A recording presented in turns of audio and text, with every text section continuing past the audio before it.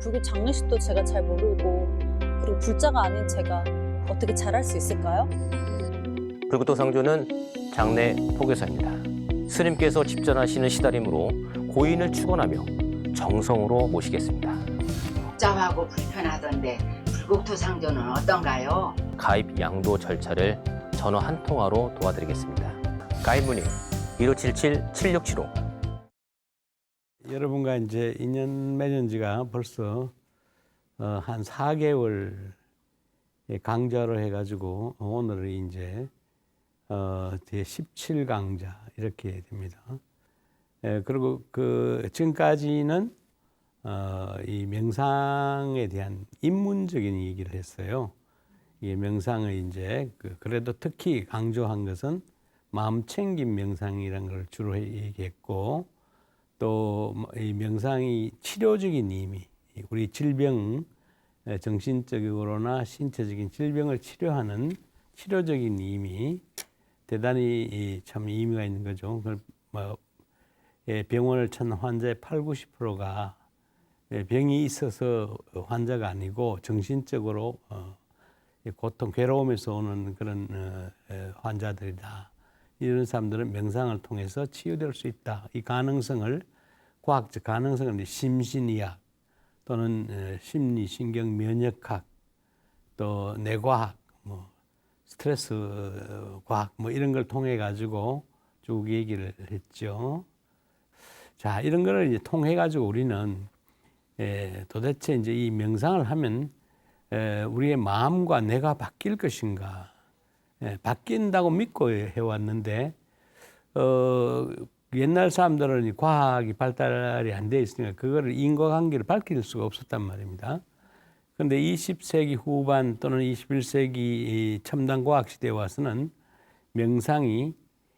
명상이라는 심리적 훈련을 하게 되면 뇌가 바뀐다, 우리 몸이 바뀐다라고 하는 거를 이제 여러 가지 각도에서 증명을 하게 됩니다. 그러니까 이제 명상이 현대인들에게 가장 절실한 이 고통을 해결하는 방법으로, 또 괴로운 마음을 행복한 마음으로 바꾸는 이런 가장 좋은 방법이라는 것이 알려져서 현대인이 명상의 열풍을 일으키고 있다. 이제 이런 거를 좀 더 이제 심도 있게 들어가 볼 생각이에요. 이제 몇 시간, 이제 적어도 또 16시간 정도는 뇌를 바꾸는 이제 본격적인 거죠. 명상, 뇌를 바꾸다 한데, 어떻게 해서 이제 그 괴로운 뇌를 행복한 뇌로 바꿀 것인가. 이거를 한번 체계적으로 한번 쭉 살펴볼 것입니다. 명상이란 거는 인류 역사상 가장 오래된 정신 수행이에요. 인류 역사에 5,000년, 6,000년 이렇게 지속해오는 그런 수련이 없습니다. 뭐든지 좀 몇 년 하다고만 유행이 끝나버리고 또 딴 걸로 바뀌고 이렇게 되는데, 이 명상은 끊임없이 계속 인류 역사와 더불어 앞으로 미래가 얼마 우리 인류가 더 오래 살아갈는지 모르긴 하지만은 이 지상에 생존하는 한은 명상이라는 이 소중한 이 가치는 지켜질 것이고 더욱더 구체적으로 그 효과가 밝혀질 거라고 생각합니다. 그러니까 여러분 명상 소중한 정신적 자산으로 삼아서 여러분의 삶을 더 행복하게 가꾸어가는데 활용하시기 바랍니다. 자, 그래서 이제 오늘의 연제는 과연 우리의 뇌도 바뀔 수가 있느냐? 우리의 뇌를 바꿀 수 있겠나? 뇌를 바꿀 수가 있다고 한다면 우리의 모든 정신현상을 다 바꿀 수가 있어요. 왜냐하면 우리의 모든 정신현상들, 기억하는 거, 학습하는 거, 연상하는 거, 추리하는 거, 생각하는 거, 감정 느끼는 거, 이 모두가 어디서 합니까? 하는 데가 어디입니까? 뇌지요. 그러면 뇌를 바꾸었다 하면 우리 생각도 바꾸고, 감정도 바꾸고, 이렇게 이제 우리 정신현상을 다 바꿀 수 있다, 이런 얘기가 되겠죠. 또 더 극단적으로 얘기하면 우리 마음에 병이 들었다. 그럼 병을 치료하려면, 고치려면 어디를 바꿔야 되겠어요? 뇌를 바꿔야 되죠. 뇌를 바꾸면 우리의 마음의 모든 고통들, 또 우리 마음이 거꾸로 이제 괴로우면서 행복한 뇌로 또 마음을 바꿀 수도 있단 말이에요. 그러니까 이 뇌부터 바꿔야 되는 거죠. 그죠? 가장 중요한 거예요. 그래서 이거를 이제 몇 차례 걸쳐서 명상이 과연 뇌를 바꿀 수가 있는가 하는 근거들을 살펴볼게요.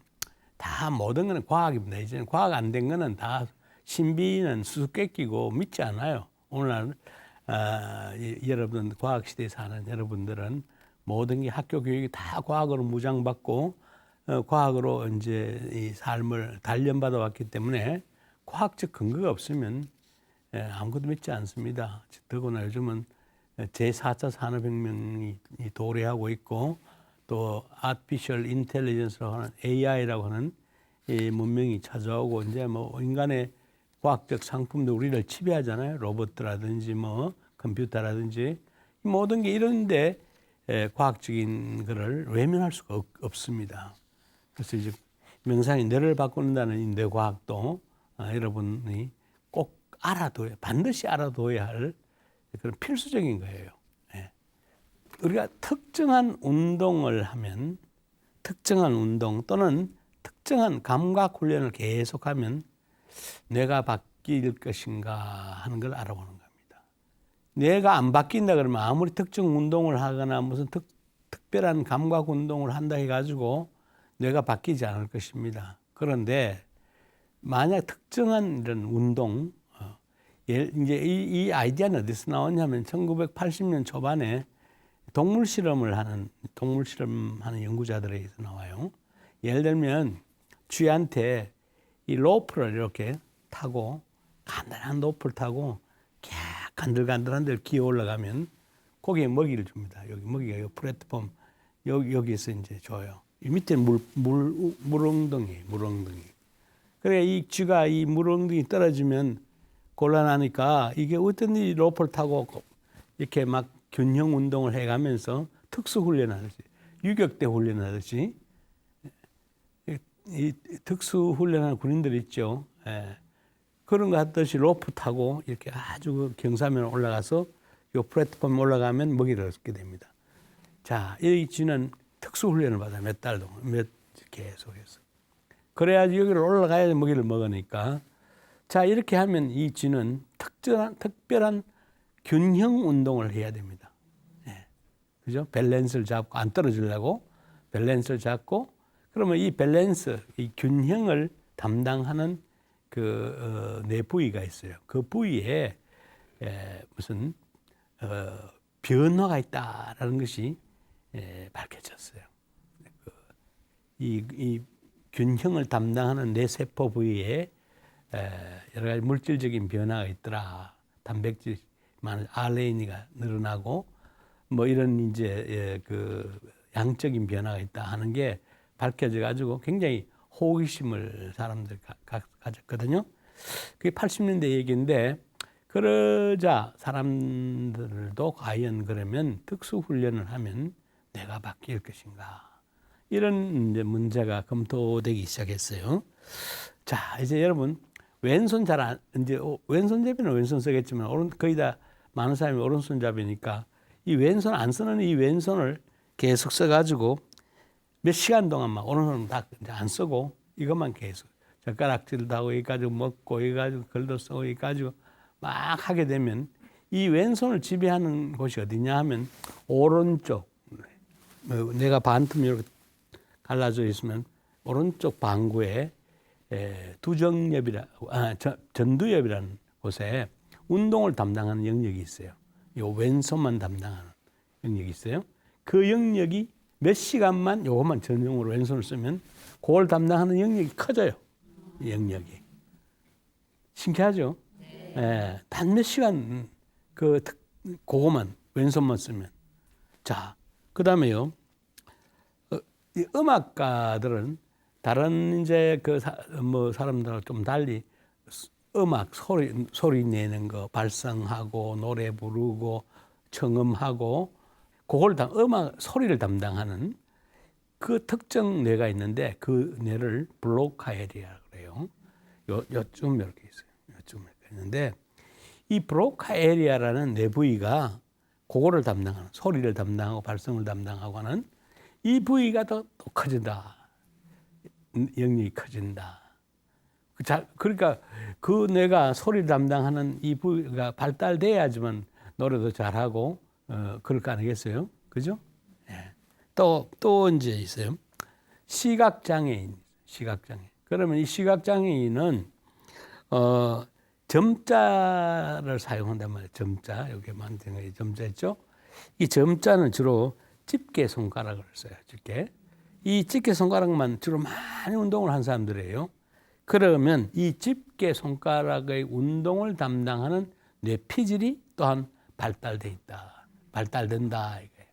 그래 여기까지는 특수한 운동을 하거나 특수한 감각 훈련을 하면 그걸 담당하는 뇌 부위가 커진다, 발달된다. 이런 증거를 잡게 됐어요. 자, 그러면 우리는 우리 팔자에 딱 다 메인 거라면 우리가 뭐 후천적으로 훈련을 해봐야 내가 안 바뀐다. 이런다면 공부할 필요도 없잖아. 훈련할 필요도 없고. 그죠? 팔자대로 살아야 되죠. 그런데 어디 그렇습니까? 우리 교육이란 거는 모두가 특별하게 훈련을 받으면 뇌가 좋아진다. 이런 가정 하에서 우리가 학교 교육도 있는 거고 그런 거죠. 그죠? 그렇잖아요. 교육이라는 게 뇌를 개발시키는 거 아닙니까? 예. 그렇게 너무나 당연한 거를 과학적으로 입증을 못 했을 뿐이에요. 그런데 요즘에 와서는 이것이 입증된다는 얘기입니다.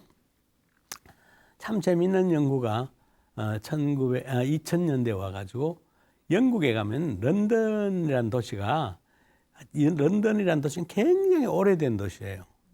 저도 런던을 한번 가본 적이 있는데 런던의 택시는 새카만 택시예요. 아무 택시인데 굉장히 큰 택시예요. 사이즈가 커요. 그런 택시가 런던의 전용적인 영업용 택시입니다. 이 런던의 택시 운전수가 되려면 적어도 25,000개의 골목길을 다 외워야 돼요. 하도 오래된 도시가 돼가지고 그 손님을 모시려면 조그만 골목 다 알아야 될 거 아닙니까? 그래 그걸 알아야지만 이 사람에게 운전면허를 준다 이 말이에요. 그런데 이제 런던에 진짜 택시 운전수들을 이제 해서 뽑아가지고 뇌를 MRI 촬영을 해보니까 이 공간 기억을 담당하는 뇌 부위가 해마라는 곳이에요. 이 부위가 훨씬 커져 있더라고요. 예? 이 사람은 특정한 런던이라는 도시의 공간 구조를 기억하기 위해서 특정한 훈련을 한 사람들일 거예요. 그러니까 그걸 담당하는 뇌피지가 있더라. 예?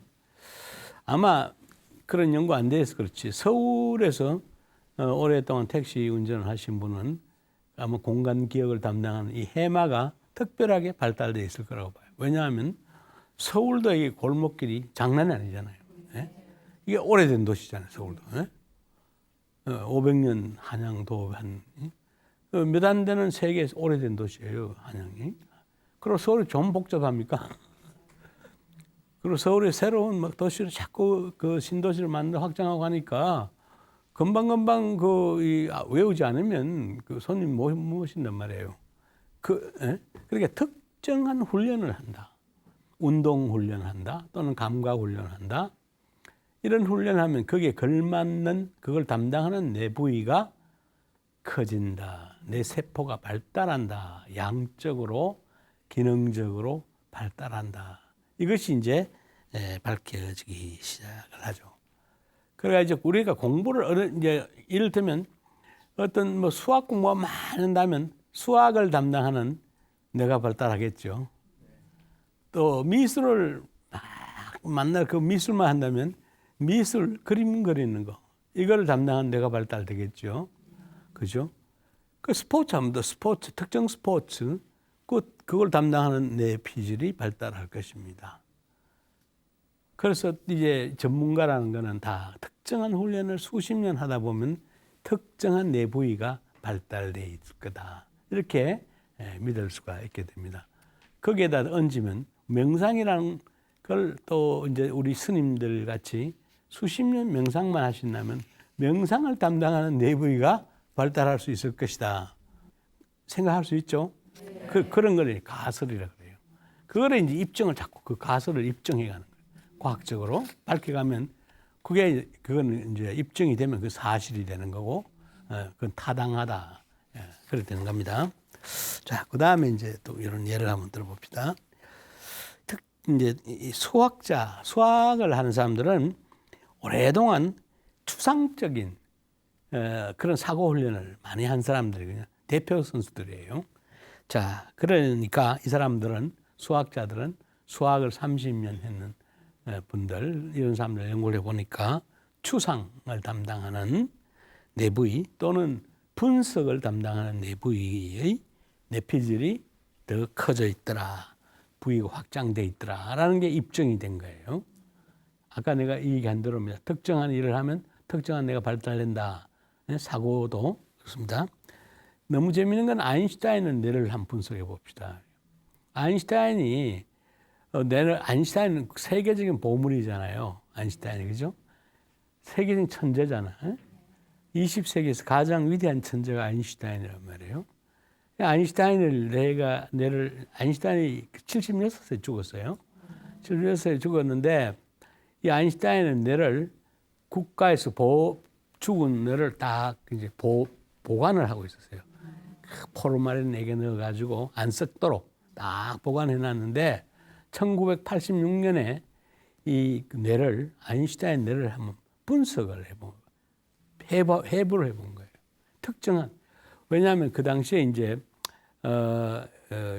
여러분, 버클리 대학이라고 아실랑가 모르겠네. 캘리포니아에 샌프란시스코 하면 버클리라고 참 좋은 대학이 있죠. 이 버클리 대학에 마리온 다이아몬드라는 여자가 해부학 교수예요. 굉장히 유명한 이 분야에서 해부학으로 세계적으로 제일 유명한 교수 한 분인데, 이 여자가 그 미국 국가의 의뢰를 받아가지고 아인슈타인의 뇌를 해부학적으로 분석을 해보는 거예요. 그럴 때 아인슈타인과 같은 나이에 죽은 보통 사람들, 76세에 죽은 보통 사람 뇌 6개를 샘플로 얻어가지고 그거하고 아인슈타인의 뇌하고 비교해 보는 겁니다. 이 국가적인 프로젝트예요. 그래 해보니까 참 궁금하잖아요. 아인슈타인의 뇌가 어떨까? 천재의 뇌는 보통 사람은 뭐 어떻게 다를까? 내 세포수가 훨씬 더 많을까? 뭐 여러분 그러잖아요. 피카면 머리 큰 사람은 머리가 좋고 머리가 나쁜 사람은 머리가 적다. 사실 그게 오래된 그 인문이었어요. 대영 박물회가 열렸던 1800년대에 아주 그 갈톤이라고 하는 찰스 다윈의 이종사촌이에요. 예, 세계 역사에 가장 머리가 좋았다는 사람이 그 프란시스 갈톤이라는 다윈의 이종사촌인데, 이 사람은 IQ가 210이야, 210. 3살 때 이미 라틴어를, 영국 사람인데 라틴어를 띄고, 4살 때 뭐 히랍을 띄고, 뭐 5살 때인가 6살 때는 수학을 뭐 대학생보다, 대학 수학과 나온 사람보다 더 잘했고, 뭐 어쩌고저쩌고 뭐 하여튼 뭐 아주 신기한 사람이에요. 이 갈톤이라는 사람이. 이 갈톤이라는 사람이 머리가 너무 좋아가지고 뭐 안 하는 게 없어요. 뭐 진화론도 하고, 뭐 논리학도 하고, 통계학도 하고, 뭐 수학도 하고, 심리학도 하고, 뭐 생물학도 하고, 뭐 만물 박사예요, 만물 박사. 그런데 이 사람은 대형 박물회가 딱 열렸는데 런던에서 그거 딱 온 세계에서 많은 사람들이 찾아왔어요. 이 사람이 생각이 자기 형이 이종사촌 형이 그 다윈 진화론이잖아. 진화론자잖아. 다윈이 진화론을 만든 거네요. 그 다윈의 진화론의 이론을 상당한 부분 이 나이가 한 20살 젊은 이 갈톤이 뒷받침을 해준 거예요, 자기는. 그런데 딱 생각해 보니까 내가 많이 커진 것이 진화가 많이 됐을 거다. 그러니까 심리 검사를 만들어, 지능 검사를 즉석에서 만들어 가지고 지능 검사 시켜 보는 거예요. 지능 검사가 100점 먹은 사람하고 50점 먹은 사람하고 비교해가 100점 먹은 사람이 머리가 더 클 거다. 둘레가 더 길 거다, 클 거다, 이렇게.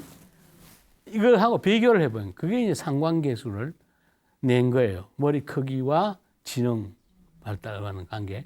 이게 상관계수가 처음 나오게 된 그 즉석에서 만드는 수학 공식을 유대가 만들기 프란시스 갈톤이라는 사람입니다. 이 갈톤이 그런 자기 적석에서 들어서 내 크기와 지능검사 그렇게 세계에서 제일 먼저 만든 사람이죠. 이게 갈톤이라는 사람이 그렇게 했는데 그게 썩 좋은 결과는 안 나왔습니다. 근데